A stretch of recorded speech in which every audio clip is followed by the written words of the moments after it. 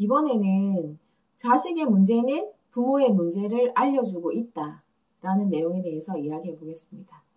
아동 상담을 하다 보면 부모님들이 아이의 손을 잡고 많은 걱정을 하시죠. 오셔서 여기가 처음이 아닌 경우가 굉장히 많아요. 이미 뭐 놀이치료, 모래치료, 음악치료, 표현치료, 또 여러 가지 강의, 교육 다 받으면서 여기저기 막 헤매고 이제 다니다가 또 이제 상담실에 또 오시게 됩니다. 그러면 도대체 이렇게 많은 시간과 비용을 들여서 바깥에서 이렇게 노력을 하는데 왜 진전이 많이 없냐에 대해서 생각을 해보면 가만히 이야기를 듣고 있으면 아이의 문제에 뭐가 보일까요? 네, 제가 늘 얘기하지만 그 아이의 문제 행동 위에 바로 딱 겹쳐서 똑같은 부모의 이제 그런 근원적인 원인들이 보이는 거죠. 그러면 아이를 먼저 고쳐야 될까요? 부모가 먼저 변화해야 되는 것일까요? 이 부분에 대해서 이야기를 해볼까 합니다. 자, 우리는 보이지 않는 거는 별 중요성을 모르고 살아가요. 너무 바쁘게 살기 때문에. 그러다 보니까 보이는 것에 집중을 하고 살아가게 되죠. 자, 아이를 임신하고 뱃속에 있을 때 우리 전통적으로 태교가 얼마나 중요한지에 대해서 많이 알려져 있습니다. 그리고 아이가 태어나서 갓난아일 때 유아기에 얼마나 영유아기가 중요한지에 대해서도 우리가 알고 있지만 우리가 바쁘게 살다 보니 여러 가지 상황들이 있으면서 그 시기에는 아이가 뭔가 말과 행동이 드러나지 않기 때문에 그냥 그 중요한 시기를 지나쳐 버리는 경우가 굉장히 많아요. 그러다 보면 이제 첫 번째 아이가 문제 행동이 발견될 때가 보통 7, 8세인 경우가 되게 많죠. 그때 되면 이제 아이가 유치원에서 자기의 생각과 감정 같은 거를 표현하기 시작하는 단계고 행동 반경도 집을 떠나서 굉장히 넓어지게 되는 거죠. 그러면서 슬슬 이제 아주 작은 문제 행동들이 보이기 시작합니다. 그럼 주변에서 유치원 선생님이나 주변 친구들 부모님이나 학교 선생님이나 아주 걱정 어린 이야기들을 이제 듣게 되죠. 그러나 그때는 아직 아이 힘이 크지 않았기 때문에 부모가 되게 무섭게 뭔가 억누르거나 훈육을 막 하게 되면 대부분 아이들이 그냥 자기를 수그리면서 순응하면서 지내게 되죠. 그렇게 이제 첫 번째 시기가 2, 3년 지나고 나면 이제 초등학교 3학년, 4학년 정도가 때가 또 옵니다. 그러면 그때는 이제 아이가 조금 더 커서 자기의 힘이 이제 생기기 시작하는 단계죠. 그러면 이제 부모님들이 슬 아이 손을 잡고 상담센터에 이제 오시기 시작하는 제일 많은 때가 그때죠. 자, 대부분 하시는 말씀들이 있어요. 이렇게 얘기해요. 우리 아이는 선생님, 진짜 이때까지 문제가 없이 말도 잘 듣고 행동도 잘하고 정말 괜찮았는데 갑자기 사춘기가 시작되는지 갑자기 문제 행동을 하기 시작한다. 갑자기 행동이 거칠어졌다. 사춘기 증상이 시작되는 것 같다라고 그 사춘기에 여러 가지 핑계를 대면서 책임을 넘기고 싶어 하시죠. 그러나 여러분들 생각해 볼게요. 물을 끓일 때 우리가 가스불을 탁 킨다고 해서 갑자기 물이 100도가 돼서 펄펄 끓으면서 연기가 막 밖으로 나진 않겠죠. 0도부터 서서히 물이 달궈지는 그 시간이 항상 필요합니다. 그것처럼 내 아이도 지금 갑자기 문제 행동이 드러난 것 같지만 지금 이렇게 표면으로 드러나기 전에 태어나서부터 지금까지 그 씨앗이 땅속에서 발화를 해서 작은 잔뿌리들을 끊임없이 영역을 넓혀가면서 자기가 자기 영역을 확보하려고 뿌리들을 계속 뻗어나가면서 이제 내리게 되겠죠. 그 다음에 조금 안정적인 그 상태가 되면 이제 흙 표면 위로 새싹을 틔우게 되겠죠. 그것처럼 내 아이도 이미 태어나서 지금까지 그 수많은 기간 동안 수많은 경험들이 잔뿌리로 다 무의식에 뻗어 있어요. 그래서 지금 때가 돼서 표면에 드러나는 것 뿐입니다. 갑자기 그렇게 되는 경우는 절대 없어요.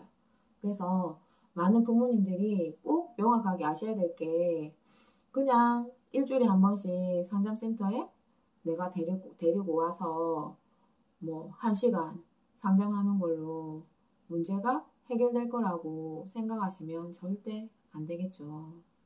그래서 그 두 번째 시기에 우주가 신호를 줬을 때 알아차리고 이제 관심을 가지고 변화를 시작하면 되겠지만 우리가 또 사는 게 바쁘다 보니 그렇게 큰 문제거리가 되지 않기 때문에 또 무섭게 주의를 주고 단속을 하고 통제를 하면서 그렇게 또 2, 3년 정도를 보내게 되죠. 그러면 그 다음 시기에 아이가 중학교 1, 2학년 정도가 되면 또 표출되는 시기가 또 세 번째 시기가 다가오기 시작하겠죠? 그러면 이제 그때는 약간 부모도 이제 감당하기가 버거워요. 왜냐하면 그전에는 그냥 그 작은 바운더리 안에서 뭔가 문제점들이 드러났지만 이제는 아이의 행동 반경도 넓어지고 아이의 힘도 굉장히 에너지도 세지고 그리고 이제 돈이나 어떤 물질적인 면에서 문제가 같이 휘몰아치면서 시작되기 때문에 그때는 점점 이제 복잡해집니다. 그러면 그때에 뭔가를 이제 잡으려고 하면 아이는 이제 자기 힘이 생기고 그 다음에 그 수많은 습관들과 자기만의 어떤 왜곡된 사고방식 이런 것들이 고착화 되어서 이제 아이의 세포에 다 박혀 있겠죠. 그러면 그때 아이를 이제 뭔가 변화시키고 고치려고 하면 훨씬 많은 시간과 비용과 정성이 들어가야 되겠죠. 우주가 주는 이 세 번째 신호까지 그냥 간과하고 지나친다면 이제 고등학교 2, 3학년 그 이후로는 부모가 뭔가 손을 쓰기가 굉장히 이제 어렵게 됩니다. 그러면 내 아이는 여러 가지 문제 행동을 보이는 그 밑에는 여러 가지 근원적인 원인들이 다양하게 있겠죠. 그런데 우리가 여기가 무의식에 관한 채널이기 때문에 무의식적인 면에서 해석을 해보도록 하겠습니다. 아주 많은 부분을 차지하는 게 아이의 문제 행동 밑에는 부모의 관심과 애정을 받으려는 결핍된 욕구가 숨겨져 있겠죠. 부모가 되게 불안정한 심리 상태에 있거나 아주 우울하고 무겁고 그런 스트레스에 꽉 차여져 있는 상태라면 자연히 보이지 않는 우리 아주 섬세한 감정이나 마음 상태에 대해서는 신경을 쓸 여력 자체가 없어지게 됩니다. 그러다 보니 어디에 신경을 쓰게 될까요? 당장 눈에 보이는 거. 눈에 보이는 그런 기능적인 역할을만 해결하기에도 되게 급급한 거죠. 그래서 부모는 부모대로 부모로서의 기능적인 역할에만 치중하게 되고 부모가 아이한테 요구하는 것도 사회적인 여러 가지 기능만 잘 일단 해서 큰 문제 없이 넘어가면 그냥 문제가 없다라고 생각하고 계속 그렇게 살게 돼요. 그러다 보면 정말 어떻게 사회적으로 비난받는 큰 문제점은 당장은 없을 수 있겠지만 나중에 그렇게 첫 번째, 두 번째, 세 번째, 네 번째 문제 행동으로 나타나는 그 문제 밑에 원인에는 뭐가 있을까요? 서로 감정 소통이 안 돼서 감정적인 부분이 억압되어서 꽉 막혀 있는, 그래서 그 무겁고 우울하고 뭔가 불만족스러운 짜증, 분노, 화, 미움 이러한 것들이 밖으로 화산이 분출되듯이 뿜어져 나온다고 생각하시면 됩니다. 그래서 우리는 제가 그랬죠. 우리 몸은 감정의 파동으로 되어 있습니다. 그래서 내 몸을 에워싸고 있는 이 감정의 파동 에너지가 항상 뿜어져 나와요. 그래서 지금 내 안에 꽉 차 있는 제일 많은 부분을 차지하는 그 감정이 항상 주변으로 전달이 되게 돼 있어요. 그러면 나하고 가장 가까운 곳에서 가장 많은 시간을 생활하고 있는 내 가족, 특히 내 자식에게 내가 뿜어내는 감정 에너지가 그대로 전달이 되겠죠. 그러면 부모가 되게 불안하고 우울하고 아주 어둡고 무거운 지금 심리 상태에 있다면 제일 빨리 거기에 전염되는 가족은 내 자식이겠죠. 그리고 그 아이가 더 나보다 나약하고 힘이 없는, 어리면 어릴수록 부모는 강한 에너지를 가지고 있기 때문에 에너지는 강한 데서 항상 약한 쪽으로 흐르게 되겠죠. 그래서 아이한테 그 강한 부정적인 감정 파동이 계속 전달이 됩니다. 그래서 그 아이는 자기도 모르게 그냥 내가 그냥 장난감 가지고 놀고 뭐 하고 있지만 이쪽 기운으로 부모의 그런 모든 감정 파동을 다 전달받게 되겠죠. 그러한 부정적인 에너지가 이제 많이 쌓이게 되면 제가 우주는 항상 균형을 추구한다고 했죠. 그래서 무의식적으로 우리는 본능적으로 균형을 찾기 위해서 어떤 부모의 관심이나 애정을 이제 끌어서 당기려고 합니다. 끌어당기려고 합니다. 그러다 보면 이제 아이가 어떻게 하다가 몸이 되게 아팠어.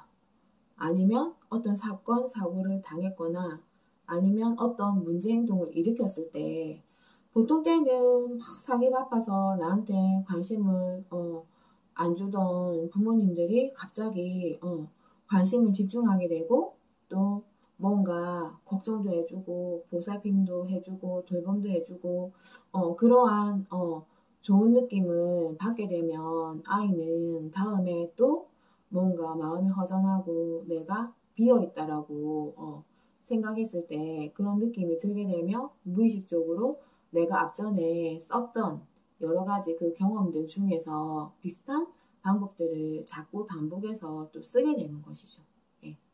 그런데 여기에서 하나 안타까운 건 뭐냐면 부모가 굉장히 편안하고 안정된 상태에서 좋은 에너지를 아이에게 전달하는 그러한 경험들이 많았다면 자연스럽게 그러한 뭔가 더 편하고 안정적이고 부드러운 방법으로 부모의 관심과 애정을 받으려고 하겠지만 지금 어렸을 때부터 지금까지 내 부모가 그러한 마음 여력이 없는 상태인 거예요.